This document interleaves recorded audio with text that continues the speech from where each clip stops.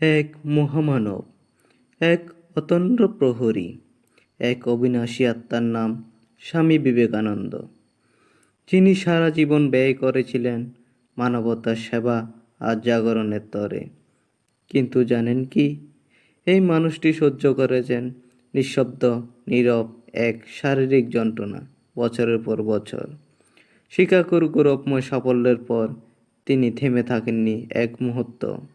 ভারতের প্রতিটি প্রান্তে ছুটে বেরিয়েছেন দুঃখী, অনাহারী, অশিক্ষিত মানুষের মুখে আলোর প্রদীপ জ্বালাতে। দিন নেই, রাত নেই, বিশ্রাম নেই, শরীর অসুস্থ, তবুও হৃদয় অদম্য। ভুগেছিলেন প্রবল মাথা ব্যথায়, অনিদ্রায়, উচ্চ রক্তচাপে। ডাক্তার বিশ্রাম নিতে বলেন, কিন্তু তার উত্তর, আমার বয়স কম, যতদিন আছি কাজ করে যেতে চাই।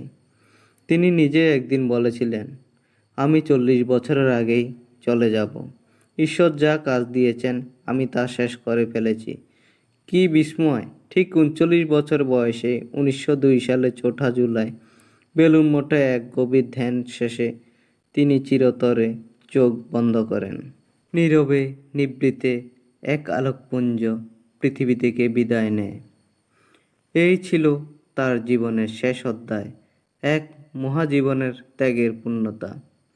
প্রাণ দিয়েও জাগিয়ে গেলেন জাতিকে।